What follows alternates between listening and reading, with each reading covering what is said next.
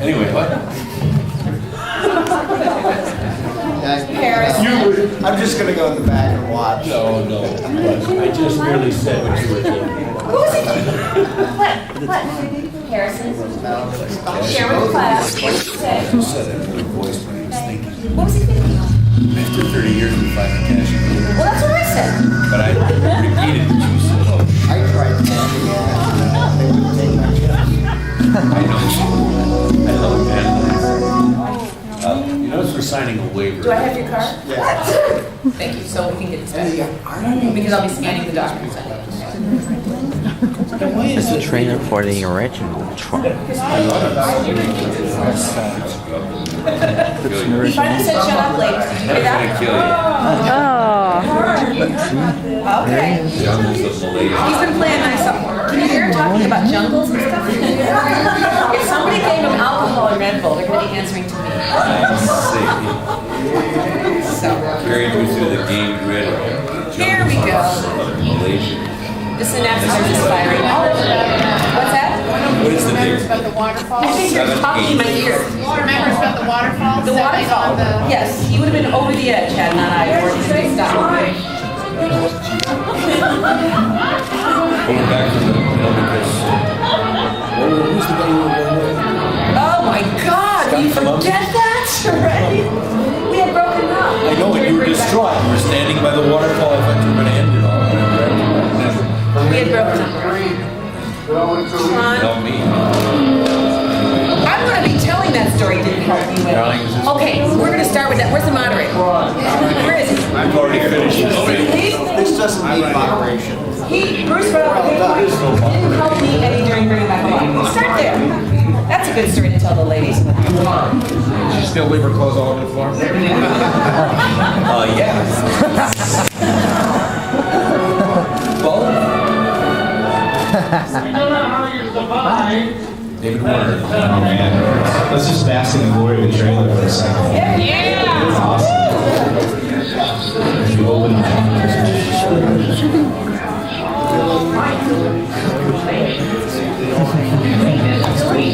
Excuse me, Harrison? Oh, I know this one. Thank you.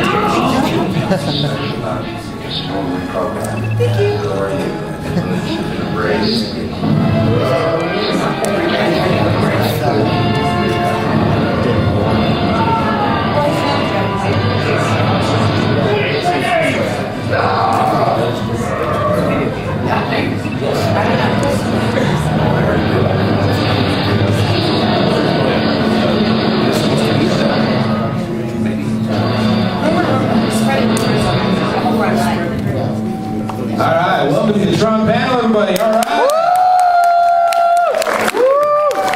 I'm your host and moderator, Jason J. Lewis, and with me here on this panel is some of the most exciting people we'll have in the next few minutes here. This is, of course, Mr. Harrison Ellenshaw.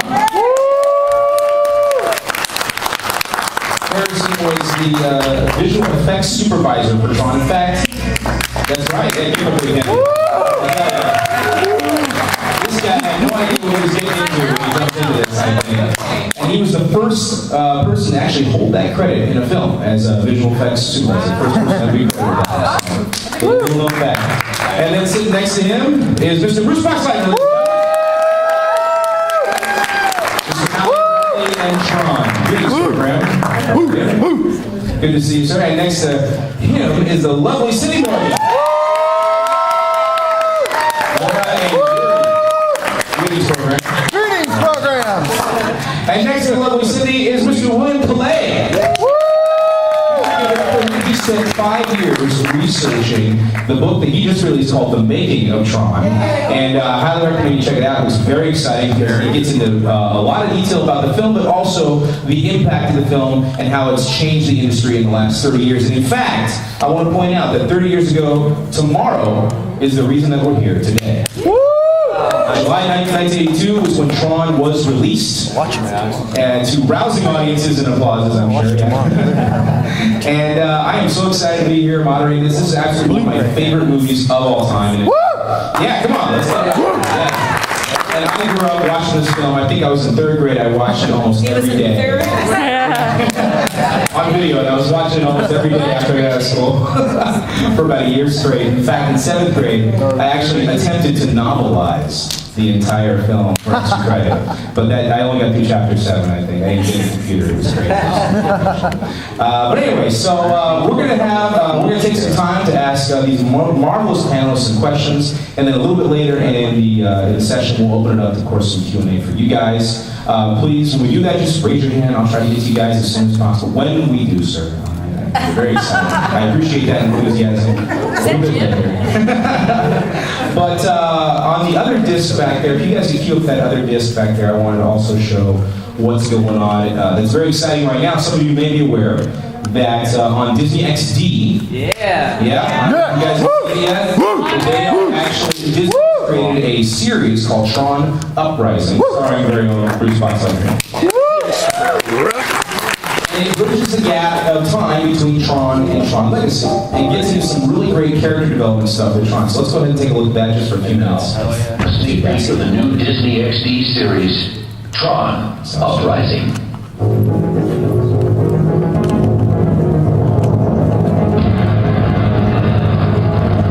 There's a war raging.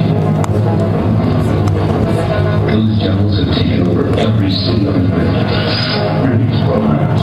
In the name of our great leader, Clue, I now claim more on the city's occupied territory. Tron, you need a Tron alive. Far off corner of the grid, a young program decides Clue must be stopped. Do you really think that they believe Tron's alive will inspire a revolution? I know it not. He won't be intimidated. I don't care how strong or powerful your forces are. Who do you think you are? Tron. You can't save them all. Watch me. This renegade Tron, whoever he is, he calls him on a phone. He's fighting for us. This wreck will be brought to justice. Who are you?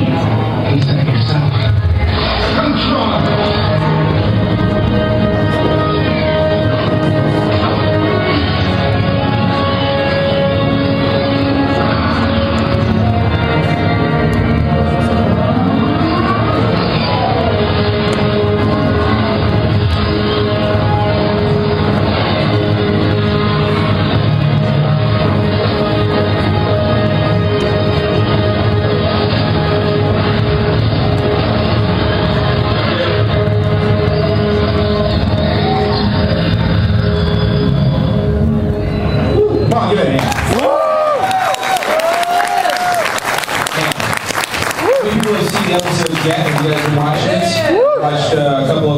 They're absolutely amazing.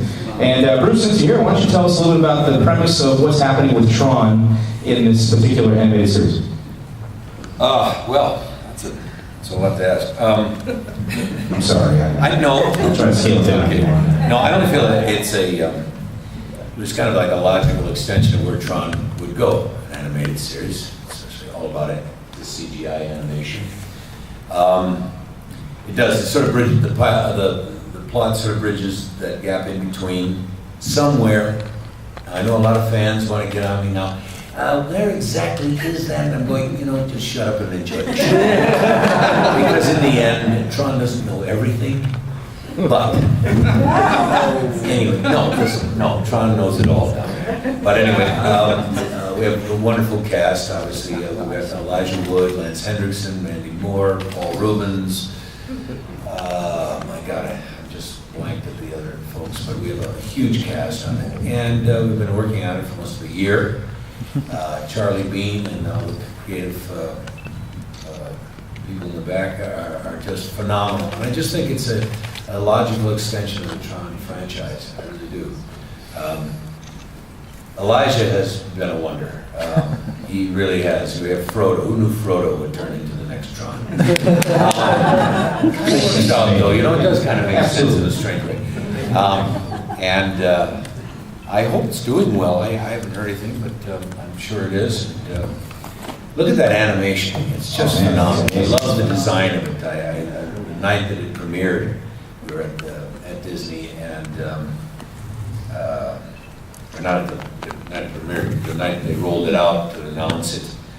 We got to look at it. And Steven Lisberger, I'm really quoting him here, he came out of it and he said, you know, I think that was truer to what I had originally imagined films that we could possibly do with film in comparison. And it's no reflection on anything we did. It was just, this is where animation can take you. We opened up the game grid to many more. Argonne City, we have mountain ranges, we've got just many more avenues to go with the game grid that we couldn't do in just 2 hours. You know what I'm saying? You couldn't do that. We've expanded that whole universe there. Very proud of it. I hope it continues. We did 18 episodes. Wow, and it's supposed to, is it a miniseries or is it? Okay, because there was some talk about it being a miniseries on the internet, I read, but now it's full-fledged, like going on. Well, it's a weekly series. Awesome. Individual episodes. Obviously, there's going to be some continual things in the plot, but it's just very exciting and glad to be a part of it. Now, I guess one of the questions that I would have for your character particularly, obviously, because it pertains so much to you, in the films, I feel like we don't get to explore Tron's character as much as Flynn, because in the films, Flynn seems to be more of the overall arc. But in the animated series, you're able to explore some things that we have not gotten to see with Tron yet. So, I mean, as an actor and as someone who's lived with this character for now 30 years, where do you see this character? Yeah. Which is amazing and awesome. I mean, well, it's one of the grades, so time means nothing in the grade, right? Yeah, so. Nerd over here. It's okay. But no, as an actor, I guess, how has the character grown for you as a result of the animated series? And what are you able to explore? He's grown old. No, the thing about in the voice acting world is they've got a much older, rougher, more weary and battle-hardened character. And then, you know, he's, if you saw the first one, then he shows that he has all these scars, and that he doesn't have the capability anymore, quite like he did when he was younger, to, you know, beat the living hell out of him. Right. And that's why part of the motivation is to find a younger version of himself, train him. It's very much the samurai and the young samurai. Yeah, it's a classic. It's a time-honored tradition in heroic characters, and you know, I just think that's it. He's a wiser, battle-hardened, and even more. I'm pretty brutal. Tron is pretty physically rough with Beck. Yeah, you are. And Beck continuously, like like a rebellious son, works against his father, and his father takes him to task with it. Yeah, absolutely. He's whipped around a few times, and then he finally sees the light of day. And it's this grid, as opposed to our earliest wonderful film that I love dearly, is it reflects more of today. Absolutely, and I love that Tron had to reflect the time it was made in. Like the original one reflected the 80s, right? Where were we in this technology? Yeah, speak about that, please. Yeah. Well, Oh, here comes the truth now. the truth is, it was such an incredible experience because I like that we weren't reinventing the wheel, we were making a whole new wheel. And the difficulties were immense. Everybody in Hollywood said, you'll never do it, much less on time. And I think as that challenge became more and more evident, we became a little bit more and more stubborn and figuring out ways to do it. What a lot of people don't realize and think about, because it's lost in all the I shouldn't say legacy, because that's a different film, of the original Tron, was that Bruce and Cindy and the other actors were acting on black sets, not just in front of a green screen or a blue screen with a few props around. They had to imagine an unreal universe that we had some wonderful designs from Sid Mead and Peter Lloyd and Mobius that we could show them, but they were drawings on, oh, this is what this is. And they never complained about it. No. I did. Well, she didn't complain to me, she was scared of me Listen. because I said, I'll make you look really funny. That's right, that's I like that story. Later on, I have control. And so the challenges beyond just the acting were on every level, were something. It was very hard to grasp the whole thing, and whenever we'd sit, the filmmakers and the cast and crew would kind of reflect upon, this is really a huge project. We just kind of break out in a cold sweat and go, well, okay, let's get back down, digging through the mountain with spoons, and just hope that it's not as long a tunnel as we think it'll be. It was a long tunnel. I kind of felt we were a part of some, as we got into it, as we, those first weeks of actual shooting, I feel like we were part of something. We don't know how it's going to turn out. It's kind of an experiment. We may absolutely bomb, and it might be just, but it was kind of exciting. Everyone got along for the ride, got under the ride. Yeah. And you're right, it was a little daunting trying to figure out what, and Stephen, I blessed because he's our Yoda today. Steven Lisberger, the creator of this whole thing. He was first-time director. I give Disney in both these films now, Lisberger and Kaczynski, both first-time directors. It's quite amazing. And Steven had this vision. Now, how do you, to you guys that were in the technical aspect, maybe I think could talk easier. But talking to actors to try to explain exactly what it is we're into. Remember, and that's what Cindy, I think, means by the last thing she I did ask questions. I did say to Stephen, close your ears because you hate hearing this. I was a tech in Chicago, but I don't understand what I'm saying. And if I don't understand what I'm saying, how is anybody else going to understand what I'm saying? And he said, the movie's not for them. I said, well, Stephen, maybe not come to the movie. And he goes, I don't care. He held to his vision the entire time. And oh my gosh, the only time I did, we just would come into work and just, the script just went, I did, okay, what are you doing today? Because it would just be Bruce and I, okay, you guys, run over there, jump on that thing and say this. Run over there, and then run over there. And jump on this thing and say Run that. over here. And that's pretty much it. But the one day I walked in and he said, okay, you see that black riser over there and that black banquet table over there? Okay, that's the solar sail. You're crossing the game, so you go. And that's when all right, I just gotta ask. What the heck are you talking about? What? We're gonna jump on that and we're gonna what? And she brought out the Sydney graphics and it shows up. And so he said, just stand up here and fly the ship. And you're flying it, Cindy. I said, okay, now wait, all right, now, yeah. I hate to be the one to say this, but How do I fly this? this is a black banquet table with felt on it. There's nothing here. There were what? There were. There was nothing here, and he said, just do anything, and the artist will put it under you. But you can't lie to the audience, because if you lie to the audience, they know it. I choked on one line in Tron, and they laugh to this day. Oh, Tron, I knew there wasn't a circuit built that could hold me.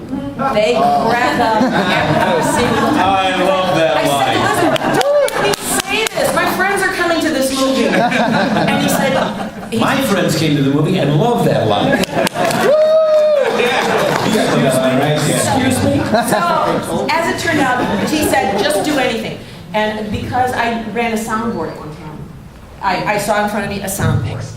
And I that's what I envisioned, because you can't lie. So you were DJing that night? Yes, I was DJing solar sail right across the game. And then we got into trouble the one time. Do you remember the time Stephen goes, why are the three of you, Bruce and Jeff and I, looking in three different directions? And I, of course, said, because there's nothing there. And I said, what? And do you remember? Just get it. Because I came from broadcasting, which you hate me saying. Just get a grip to try to roll a tape. I hate you saying that. Because you keep bitching, like now.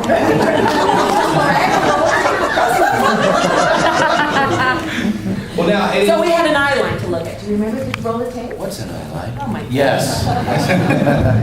would it be correct too in saying that before this time, Harrison, maybe you could back me on this one too, that you talked about circuits and RAM and computer technology that at that time was essentially engineering language. language. I mean, it wasn't really Computer in the consumer. engineering. Yeah, it wasn't in the consumer Specific. nomenclature. And now we understand what RAM is now. We understand what those things are. And I think it's a movie out of time, but back then it was definitely totally foreign. It was a foreign language to even those of us working on it, and you didn't have what you have today. So it was 15 minutes of computer-generated imagery was unheard of.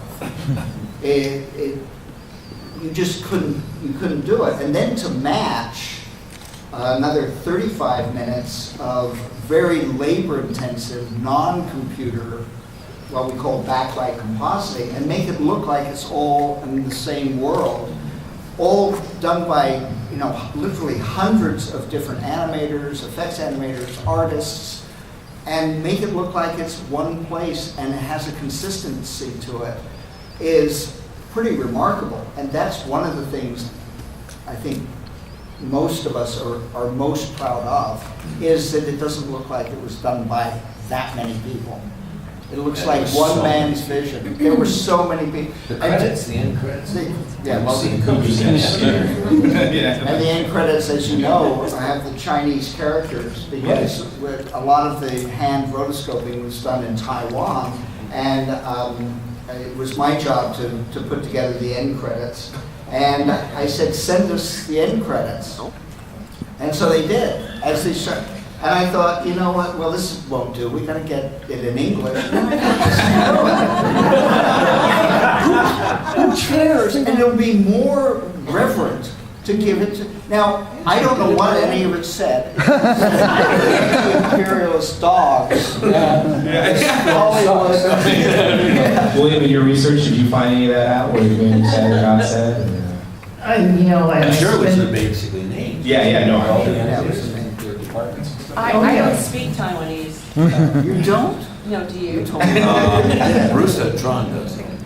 Well, William, in your research, what was the most surprising thing you found when you were putting all this stuff together, I guess? I mean, there were so many surprises, but what was the biggest? For me, I've been covering the film industry for about, 6 or 7 years prior to actually starting on the book. And out of all the filmmakers I've spoken to, and out of all the films that they've worked on, what surprised me the most was how much there's camaraderie between everybody this many years later. And I really thought that was just a really neat thing about Tron and everybody that worked on it. And just to let you guys know, this is really cool for me to be up here with you guys. Without you, I would not have been able to make this book, so I do appreciate and thank you for that. So, thank you. Yeah, no. Bruce, you're an author as well. You wrote some science fiction books. This is one in the marketing list. And I see one. Well, did your experience with Tron inspire you in that way, or did that grow out of that experience? Or Well, I think so in a way, because I've always been a science fiction fan as well,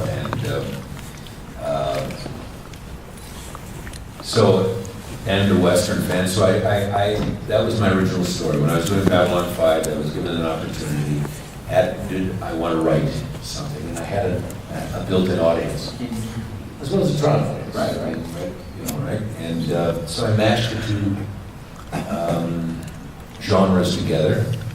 It's not the first time, it's not the most original thing, and certainly Joss Whedon has killed my book to death, but that's okay. That was published 2 years after mine. Anyway, that's speculation. Anyway, no, it did. Everything you do contributes. Absolutely, and you're a huge Western fan, and that's where your real passions have lied. And you said in the DVD interviews that you were on a horse reading the Tron script. I literally was. Cindy was on Tron before I was. Yes, I was. I helped you And get the she job. proudly proclaimed. I was given a choice between you and Tom Berenger. And not knowing either one of you, I checked out something you did that was actually airing at the time and reviewed. It was a wise choice. Huh? I think we all can agree with that. Yeah. But you're welcome. I have thanked you in many ways. I love to do that to her. So tired. I'm so tired. We were just in Denver together. Yeah. Oh. And that big old kiss that went around the world. Oh, yeah. Oh, yeah. Oh, wow. The ladies of Twitter love that. I mean, we're out there promoting all the time. Right. Well, there was a love scene that was cut from Tron, correct? Yes, there was. Yeah. Talk about that a little bit. You never got to see That- Tron's apartment. Tron didn't have an apartment. Yeah, you were in it, they cut it out though. Yori's apartment. Yori's apartment, I'm sorry. Well, it was gonna be Tron's apartment. I was the apartment next door. I tell you. Nice. You should check it out, it's a good movie. Yeah, I will. yeah. They there was a scene they added on the DVD that had that beautiful scene. Wasn't that sequence. gorgeous? It was absolutely gorgeously done, and Harrison really bravo on that. So. Well, it was very painful because Stephen decided at the last minute, we completed the scene, and I thought it was just a wonderful scene. It comes and, you know, it gives rhythm to the story and makes these programs into something with some more humanity in another romantic way. And Stephen's reasons, I'm not even sure today, and I think I got him to admit that maybe it wasn't such a good idea to cut it out. But we looked at, I think, one of the answer prints over at Technicolor. It was just Steve and myself, and we're walking out into the parking lot. And all I can remember, it was about 104 degrees. It was in June, and it was so stifling hot. And Stephen goes, "I've decided I'm going to cut out the love scene." We called it the love scene. And I was like, "No, you cannot do this." And I pleaded with him. I begged him. I promised him all sorts of things not to do it. And I think the more I pushed, the more he pushed back and said, "No, this is for the good. It'll keep." I can't even Didn't you remember feel like his the excuse. flow or something when it just interrupted? Yeah, he said, you know, they're on this journey, and then they go in and they have this moment. And I said, yes, that's perfect. That's what movies are about. Yes, moments. And it ends with a little kind of a humorous thing that was rather risque for a Disney film, which made us love it even more. And it wasn't, you know, it wasn't going to get No, it. but Disney- And- I did it, I remember what it was. You're kind of running your fingers They put a little lacy into Yori, as I recall. Yeah. So anyway, it was just—it's such a level. Thankfully, you can now see it. It's available, but to see it cut into the It was into beautiful. the movie, It really it would, and oh my gosh, that was like so many different levels of light and That's what I'd it say was. exposures, but then that's the wrong term. It was beautiful. It was beautiful. I mean, it's And- really a beautiful scene. And even the moment at the end of the film when Flynn kisses you and then you kiss Tron at the end, he's like, you have this line where he's like, that was nice, like it was a surprise, it was a new thing. It's almost a callback to that moment Yes. in the apartment. It's the payoff to the Right. apartment. Yes. That's an excellent It's giving point. it different- Because you go into this world, and it's not supposed to be humans, it's supposed to be programs. And not to get really corny about it, but there is something very meaningful about as the programs, the apps, as everything moves forward, more and more humanity comes into our digital life. Tron, I had the feeling when I was working on the film a number of times on many different levels that I truly glimpsed the future. And it's easy to say now, but it really came true. It just gives me chill. You know, there will come a time when a lot of this will be even more relatable on a human level, not on a digital level. But that's what I think Tron is. I mean, it's the way it was predicting the future that we're actually living, we're actually Yes. seeing. Yeah. A lot of science fiction doesn't do that, you know what I'm saying? It predicts things, generally science fiction is about the future, always going in the future. And thank God it's not the world of Prometheus. And Blade Runner, we're almost there, but not quite yet. Thank you. And But- it wasn't going into a computer, it was going into a video game. And that's what's so, we kind of forget now, but it was part of pop culture on a Very different much level. It was about Pac-Man and. Space Invaders. We had all of them on the Space set. Invaders. Yeah, that's right. Steven put a bank of video games on the set for us to play so that we would be in that mindset. Boy, did they find out that was a bad idea. But we were on Where's the Jeff? Where is Jeff? I'm doing research on my character. We need you on the set. I'll be there. Right in the middle. I'm doing research. And Jeff, he was breaking all the records on machines. Yeah. Bruce said earlier Well, he today. spent all damn day on them. He said it's all the wrists. And he had like, I'd never seen these before. He also had like some, was it a Walkman? It looked like. I had a Walkman that you hated, but Well, he had like things in his ear so he couldn't hear the ADs. The earphones. Yeah, headphones on. I'm busy dodging frisbees. Sam Shot is throwing at me like light speed. So there is a great story about the frisbee training too. I did share that because I remember Steve wasn't convinced that you could handle the frisbee. And there was a lunch hour in which I was given a very stern command to report to whatever stage it was, and Sam and Stephen were going to be there just to see how far my progress with the frisbee was. And I didn't really say something about Stephen Lisberger, wonderful man. I love him. He was a stern.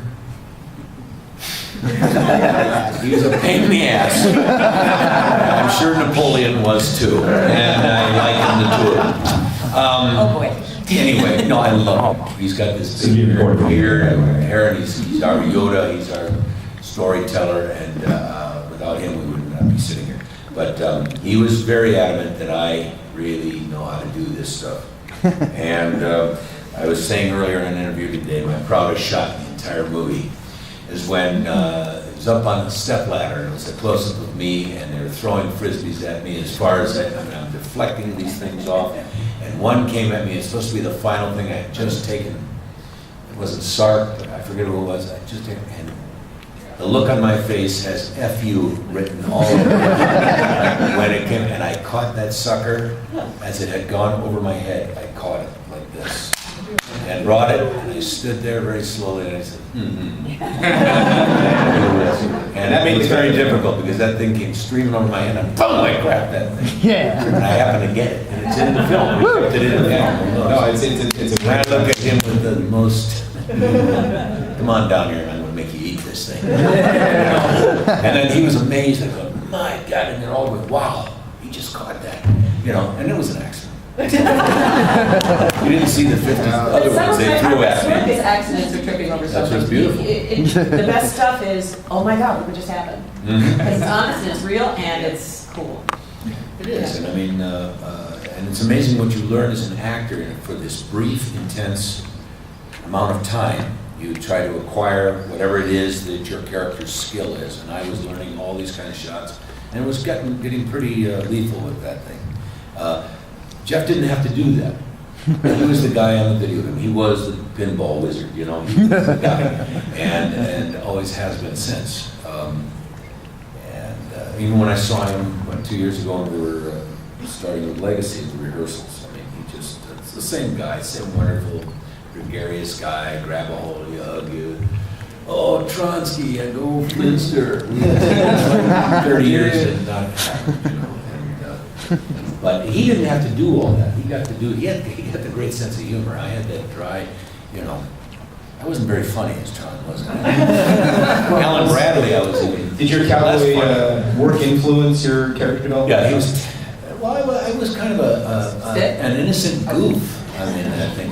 Yes, I was very stiff. Thank you. No. That was You're very the, serious. You're very serious. You were the. Well, Stephen, Well, I was the Spartacus of the game grid. Stephen told me at one point, he said, Tron was basically the Dudley Do-Right character in the film. Boy, did I epitomize that. Well, no, and he meant it, as a good thing as far as I took it. Because we had Flynn, and Flynn And was Flynn kind of was fun guy. had the cynicism and the humor. Exactly. That cynical kind of humor. Right. And which is so Jeff. And it worked out perfectly. And our heroine here Got both guys. got both guys. Awesome, That was ladies. sexuality in Yes. You talked briefly about your choices between your relationship with Kevin Flynn and relationship with, as Yori and as Laura. You have some really good, stuff on the DVD about that, where you talk about how you had to have distinctions about Yori's feelings for Flynn versus Laura's feelings for Flynn. A program never existed, and again, I had to make some specific choices. I don't come from a deep acting background, but I knew I better be thinking something, or this was going to come off really phony. So I decided, what? She had a tech background. Oh, shut up. So I just, I did. So I decided that if I was a computer programmer and I had to create a program, that perhaps the little feelings, little nuances, just by working on it, would be picked up if this was a living entity in another world. That some of my, and then all of a sudden, perhaps some of my inclinations, some of my memory even. And I chose that I recognized Flynn when we pulled him up on the solar sailor. I recognized him, but I didn't know why. Right. So I had to, in my mind, this was a very innocent person, almost childlike, who was learning as she went. And it was because it was very, very difficult to make some choices, because Stephen had a script and he wanted those lines read. Really? He was a stickler for what's on the He page on wrote it stage. and he wanted it read. Absolutely. I mean, it wasn't like Caddyshack where we took the script and No, we had to say those. we had to say the lines as written, and I was like, you don't win an argument with the director when he's the writer. It's really tough. But it's interesting what you just said about, we both perceive these characters as kind of innocent, Yes. childlike creatures, or It's very good. versions of our real world self, or not. What do you mean when you said not? Well, because What? Because what? you left your clothes all over the floor. It's obvious you've been with the two of us. I think some of the fans have It was the 80s, you know. It's very difficult to defend a position you haven't really taken in life. So Would you mind fielding some questions from the fans? you can handle that? Let's just see. You guys mind fielding some questions from the fans? Yeah, I would think that. Please, save us. Dave? Please. So go ahead. I don't have a whole lot of mobility here. You gotta get Dava talking, the lady in the turquoise. She's the ringleader over there. And Susan back there. Well, I don't have a whole lot of mobility, so raise your hands when I call on you. Just come on up here and then speak into the mic if you could. That'd be great. So we'll just start with you. Right now. Well, I don't know if anybody can answer these questions actually on the panel, but the thing that was so great about the original Tron was that it was a work of art with the visual effects, the acting, the script, the concept, the music, which as a musician really affected me. Wendy Carlos's music is unmatched, I feel. And did anyone happen to know if she was on set ever observing what was going on? I don't think, Wendy was actually Yeah. right between Walter and Wendy. And I don't mean to be flippant when I say this was cutting edge technology. I mean, it was the beginning of transgender, but we were on a set where when you're in the world of artists, you accept a lot of things at face value. And we were just fine. I don't believe I ever saw, No, because she was never. I don't think it had been finalized that she would be doing the music until after production was Really? finished. it wasn't Pretty- finalized, but there was a lot of talk about it. There was a lot of talk about it. It was, one thing about Tron is you could take a lot of chances. And I'm not talking about Walter Wendy, I'm talking about, that was rather avant-garde. And a lot of people found the music strident, just like they found this visual strident. It's like, I do remember at one of the screenings, people coming out of the theater, friends of my parents, shows you what age they were, and just shaking their head and being nice enough, but admitting that the film just basically is giving me a headache. And as everybody Well, it was a knows, huge we had sensory given impact. so much of our life to this, and then you didn't feel it was understandable. It was like hey, as Steven said, I'm making it for me, not for anybody else. He did. Which is a little bit of bullshit, because he's Or maybe a lot of well, a lot of bullshit. bullshit. But that's what I love about Steven, is he could, he's a tough cookie, but he would still listen. If you had a disciplined enough thought, and you could present it to Steven, he would go, okay, yeah, that's a good point. And that's sometimes rare to find it in a creative person who says, I'm the visionary, this is the way we're going, versus, whatever everybody else thinks is fine by me. To come into that middle point, I think he benefited because so many people were, the collaboration, the camaraderie, then as it is now, we're all in this together. So there's That's what made it work. not a lot of politics going on, at least I didn't feel it. On the sector program. There wasn't even. I tried to strangle you at lunch one time. Yeah, well, as long as you do it during lunch. It was during lunch. In our It was not on the clock. costumes. I mean, we were on the clock. I saw a hand over here too. I'm sorry. Go ahead, Harrison. I didn't mean to cut you off. No, ask questions. I mean, I shouldn't be up here. These two. No. Stop it. I mean, me too. Could go. We don't know what the hell's going on. We were just Well, I don't walking either. in a Because black this is such a room. great routine. Who needs? We've worked on it a long You time. have. 30 years in college. You're getting better. 30 more, you might have. Please don't say that. Come on. No, I do. Come on with We this. have no ideas. You need, You guys were, I'm more fascinated, Harrison, Yeah. by the things that you have to say, because you were in more of those creative meetings, of things like really knowing. Look at him what- hold his head. No, but you really knew the absolute horrendous tightrope everyone was walking here with this It was project. Because it could Sounds like a slice of hell. basically fall apart. We had 800 effect scenes doing with codeless and so on and so forth. And 24 frames a second. That's an average of 125 frames per scene.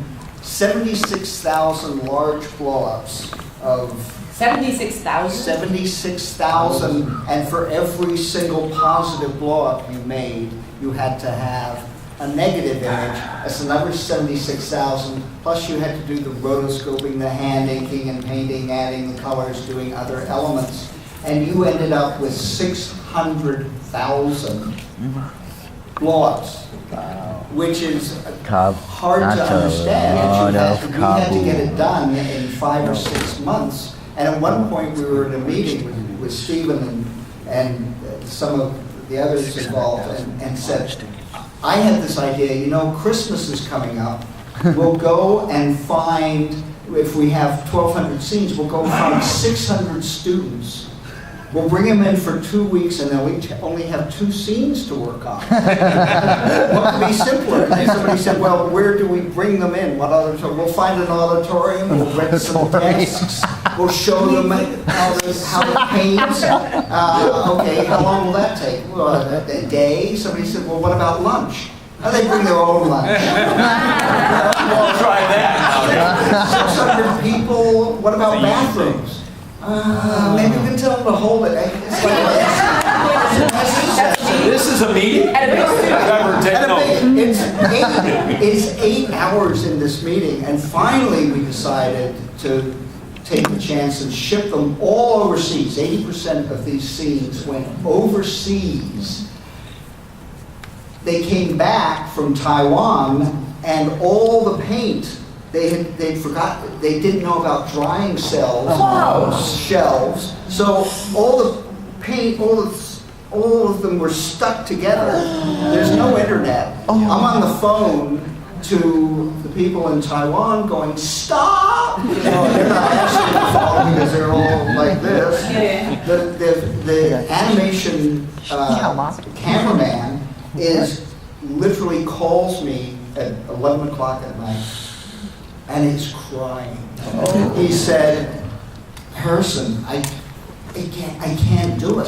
It's taking me 3 minutes to shoot one single frame. Now you've got to be doing 1 frame every 5 seconds. I said, why? He said, listen, and he pulls apart himself.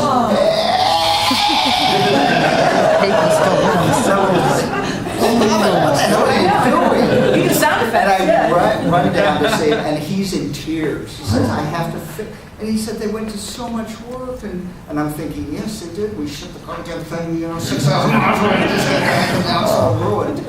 But that was just a small portion of. The frustration. You talk about the frustrations of behind the scenes. Yeah, and I think that's fascinating because it just shows what the stakes were with this. Oh, it was amazing.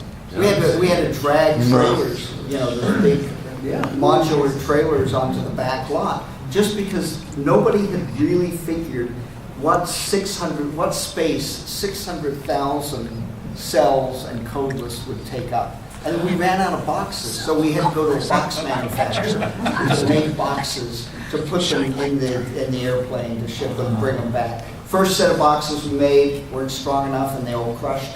We call them up and go, stop making the blue boxes. What are we going to make? Make different color ones and make them stronger. Well, who's going to pay for that? So I'd go into the head of production and we'd read the sports page and I'd say, and what we would do is we'd show little frame clips of colorized film. Now, he didn't have a light box where he could look at them, so I'd walk in with Don Kushner, the producer, and we'd plug in, I'd run around and plug in the light box. Now, we had this, and I couldn't find a plug. And he'd sit there and go through the sports section because he used to be a tight end for the Rams. Oh my God. And so he's going, what do you want? We want to show you how great this movie is going to look. He goes, oh yeah, sure. And I'm Ron, you have a plug? Sit here somewhere, plug it in. Ron Miller? Ron Miller. Oh, I remember my meeting with him, yes. Yeah, well, so I find the plug, Yes. and I click on the light box. The light box goes on, and I put down the colorized film strip, 35 millimeters, like this. And I give him a loop, which is a thing that you go down. Like a jeweler's loop. Like a jeweler's loop. And he doesn't know what to do with it. I go, look at this incredible color, and it's going to be beautiful. This is going to blow every other film out of the water. And he goes, I don't see anything. I say, Ron, no, take a look. Here, allow me. Take a look at this frame here. Put the sports page down. Give us a little bit of break. And then he says, oh yeah, that looks great. Now, Ron, this is costing us a little bit more than we planned. And he goes, why the hell is that? Well, the boxes, the stuff stuck together, and he's just like, oh God, whatever, how much do you need? We'd predetermine a figure, and we'd usually go high, thinking that would help. And we said, we need 3 million more. What? 3 million? All right, 2. We did this, I think, 5 times. And at the end of each meeting, he'd look at me and he'd look at Donald and he said, don't you ever come back in here. 3 weeks later, now I know where the plug is. And Ron knows where to look. So it was a little bit quicker. And then he goes, how much? All right, but don't you ever come back in here. Damn it. After the 4th time, he says, will this footage ever move? I said, yeah. We'll show you sometime. Soon, we're going to get a whole scene that has the color. It's brutal. But to his credit, and I make fun, sorry, Ron, but he was a trooper. He was a trooper. We had a $12 million budget and costing $20 million, and he hung in there every step of the way, and he had no reason to, because we couldn't show stuff until pretty much towards the end. Yeah. He really, it was at the time that Disney was trying to reinvent itself, coming out of the past of doing cartoons about bunnies. And it was a grown-up movie, and it was, talk about cutting edge, as we all know. And he rolled the dice. That's why I admire He and Ron what's Miller, cutting it. Ron Miller and Tom Wilson deserve credit for actually taking a chance. I just want to point that out, because Mike Bonifer is in the audience. That's here. Mike Bonifer right there. He's also very I mean, everybody. He could tell you what was going on because we weren't paying attention. Quite frankly, if we were looking at what was going on, we weren't doing our job. We had to be looking I at was each too other. busy adjusting my dance belt. Ladies, That's what he called it. Dance belt. What? I said that's what he called it. Dance belt. That's what he It was truly the first, male fall. Wine. Ladies, we've been wearing these things for years. Finally, they get something like it. Wine. Not the same plumbing, dear. There's indoor and there's outdoor. Right, Mike? Okay.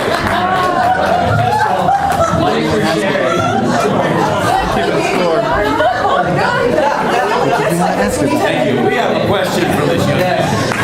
Well, thanks for sharing all my stories, guys, that are coming out. Question on the DVD for Tron Legacy, there's the next day, which Bruce gets to see Graham. So hopefully that means soon Morgan can be back in future Tron movie. I don't really know, but you know where you live,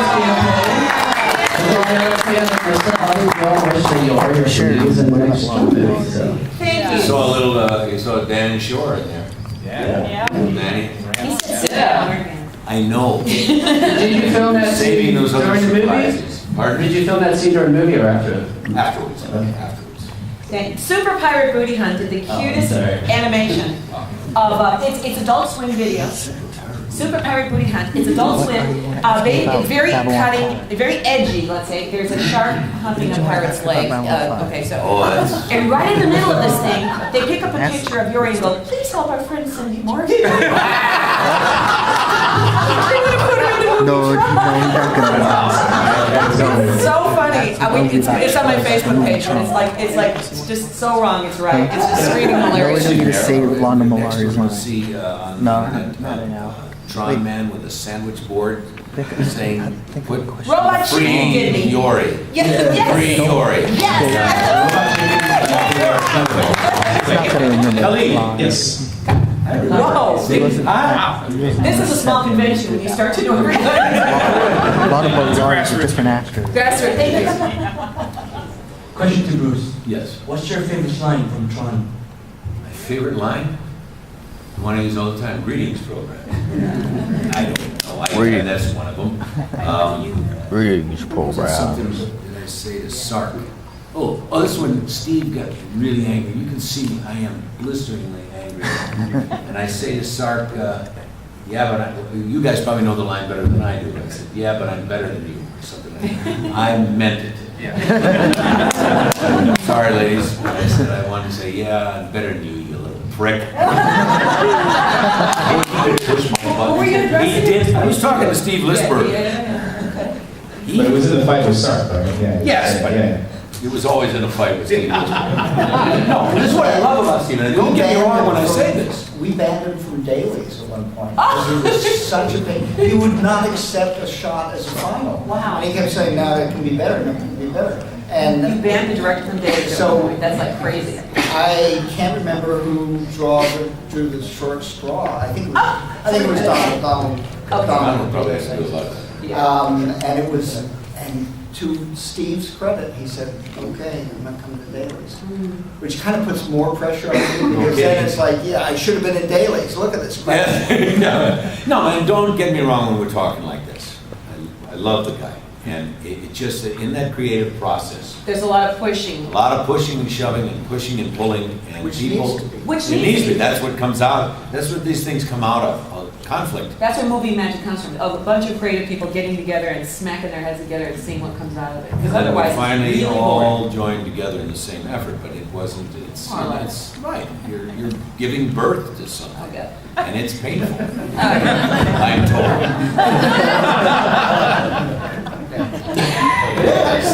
It is. It's painful. That just left us nowhere to go, right? Let's face it. I see a theme here. here. We keep going back to the bottom. Want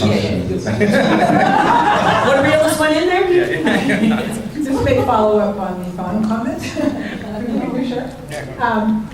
Scarecrow and Mrs. King page, we had a little disagreement on the Tron poster, which is Well, yes. similar to his shirt, as to whether those are your actual bodies. Yes. Oh, that's ours, that's Okay. us. Okay. That is us, and you win that argument. Actually, we know. That is us. And I love that they paid homage to that with the Tron Legacy. The poster. Yeah, very nice. And that's an iconic field trip. Very cool. We got one more question up here. I don't really have much of a question, but basically I just wanted to say thank you. I grew up, in the 80s, and I remember as a young boy sitting down and watching Tron. And it was the most amazing movie I'd ever seen. Even to this day, I still recollect those moments in my childhood. And it had a magic about it. I know the Legacy was a great movie, but this one had it was very magical and inspiring and made me want to get into the motion picture business and create movies like this. So I just want to say thank you, and to your hard work. I know it was a grueling experience, but in the end, very rewarding, and you have a great picture to show that'll last a lifetime. And so thank you very much.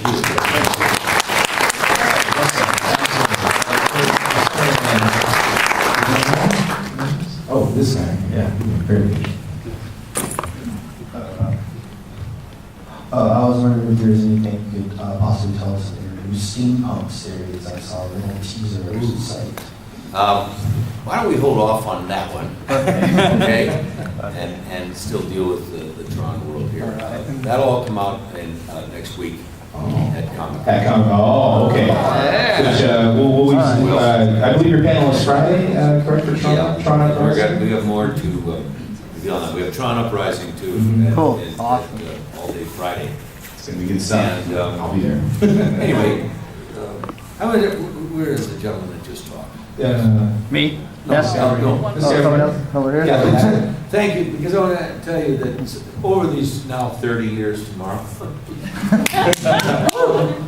how many times you've heard, it's so incredible and humbling to have been in something that you never expected.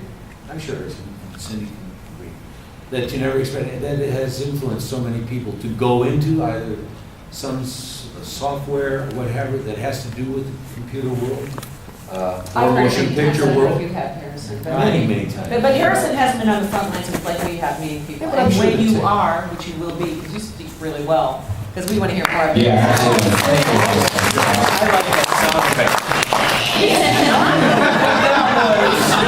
Wow, that was cutting But I thank you for saying that, because you don't get to be linked to something that actually influences people. But we do a And we lot do of hear different it. projects. But this one, for 30 years, I've been hearing. I want to thank you because I went into this, I did this, it influenced me here. I will tell one quick thing. Michael Sheen, though, at the, if I heard him tell about the bonding experience between he and his father. Now, Michael Sheen was in Tron Legacy. And this is an actor I really admire. And I'm sitting there doing all this.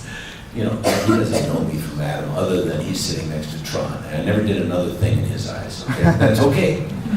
And he's sitting there and he would tell that with that wonderful British accent, how he and his father in their small Welsh village, when I was 11 years old, would go to the cinema, our little cinema, and watch Tron, me and my father. I said, oh, shut up, will ya? God. And then with the violins playing, everything, and you're reminding me how old I am.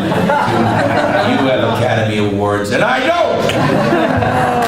Just brought all the jealousy and rage of an older actor out. So much resentment. You're like the angry men of cinema. I like that show. That might be a good cable show. Angry Men of Cinema. Every week we'll have a new one. Oh my gosh. Yeah. Well, Cindy, I'm in Legacy. Why are you bitching? questions.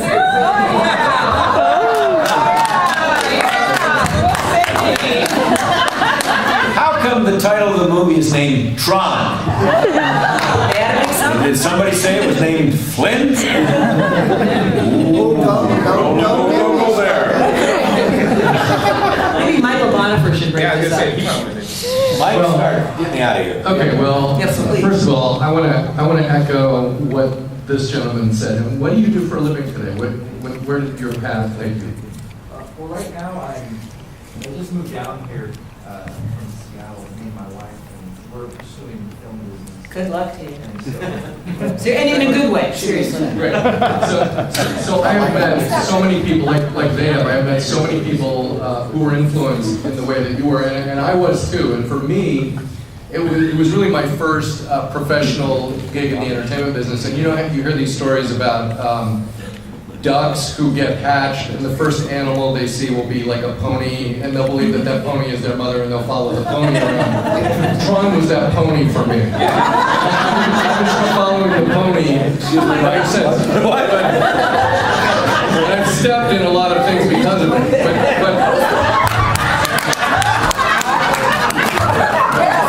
Which one of us is the pony, Mike?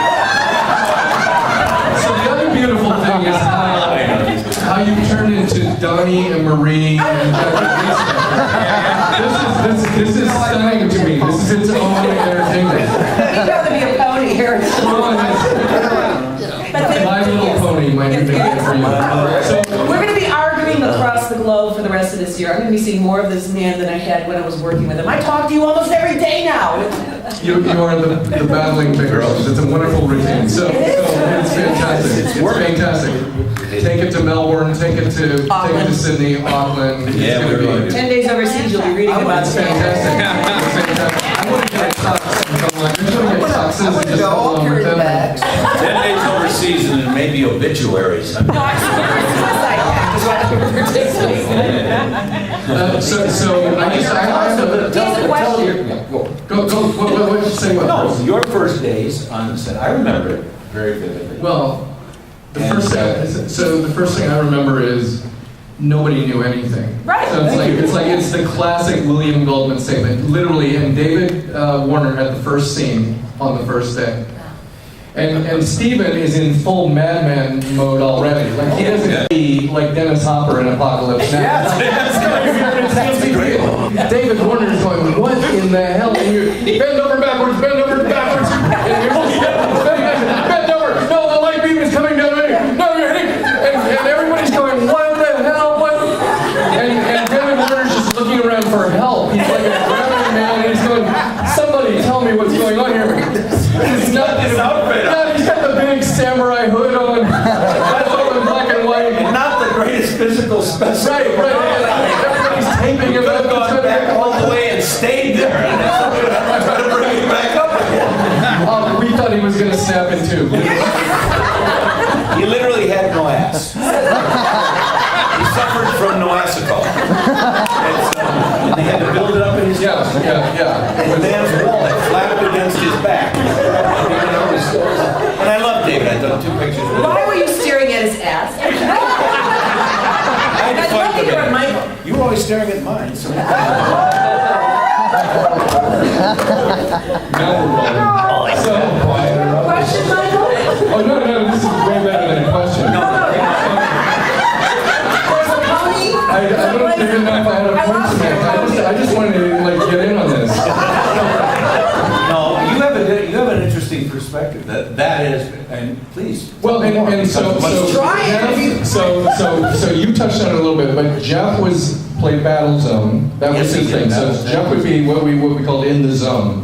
So what Bruce was talking about earlier is nobody could get Jeff out of the zone. Once he was in the zone, just like being in Dude Land, he just wouldn't come out until he was ready. And he would just be there like this in this Battle Zone thing, and he would just be like this. And he had and nobody could reach him, and ADs were yelling at him, and nobody wanted to approach him because he was in the zone. And you had to wait till Jeff was ready to walk out of the zone and into the grid before Jeff would shoot. So I knew, and yours was Louis L'Amour, so he was reading Louis L'Amour the whole time. And I was also with a lariat, and I was roping swinging chairs. Oh, that's it. So he was full cowboy mode. So Tron was going. So Cowboy mode. But what was your inspiration? I was listening to music the whole time on the Walkman, just to keep my energy level up. And this one gets on and says, "What are you listening to?" And he goes, "It's ELO, Electric Light Orchestra." And he goes, "What's this bug music? I don't understand what bug music is." If it doesn't have a banjo in it, I'm not interested.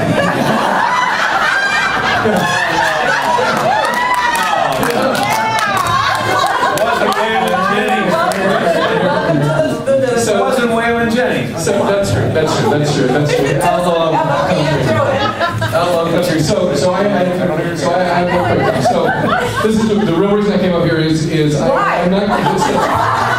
I will figure it out later. I will think about it as I'm going to sleep tonight. Why the hell I'm here? But no. So I actually do have a point. I do have something to say. So we are going to make an announcement at Comic-Con, correct, on Thursday. So I'm not going to say what it is. It's a smallish thing. So I'm just going to give you some clues. There's going to be 2 clues. One, Don Kushner, who produced Tron, now owns the Chinese theater. Clue number 1.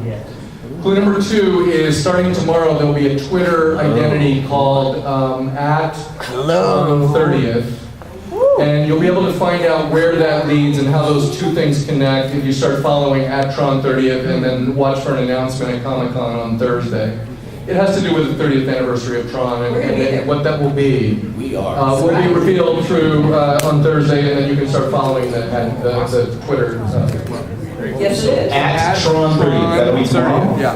Excellent. So put that on Thank you, Twitter, Michael. folks. I want to hear more about your pony later. One last question, then we'll wrap this up, and then following this panel, we're going to head downstairs, and you guys will have some last-minute chances to get some autographs and all that kind of stuff. I actually have one last question. It's always been kind of an interesting observation of the film to me. The film has a lot of religious overtones that are explored in the first film and in the second film, and Flynn is almost like this kind of messianic Christological figure where he's like the creator becoming the creation. I wanted to kind of like get your opinions, thoughts, feelings on that, because I thought it was a very interesting dynamic. It was something that's not usually discussed in a sci-fi film, but it was here, and in other things like Battlestar Galactica and things like that. So I just didn't know if it was something that you thought was interesting or had thoughts about. I can tell it's true because when people approach the table, Caddyshack's a lifestyle. Tron's a religion or a spiritual belief, and people treat it reverently. The way people talk about it is how much it meant to them, how it affected their life, how it drove them, and it's not just like, hey, let's all just have a party, which is that other film. This has a real deep meaning to a lot of folks on a different level. I can just tell by the effect that comes back to me. I agree. Yeah. But otherwise, I wouldn't have picked up on it. I mean, because when you're in the moment, I'm not paying attention to those things, or I'm not doing my job. I'm just looking at Bruce. Yes, we're going moment to moment. Right. That's what a film is for us. But the feedback from you guys is what let me know that. The feedback from the way it affected people is how I view it. I've been shaking walking up to that.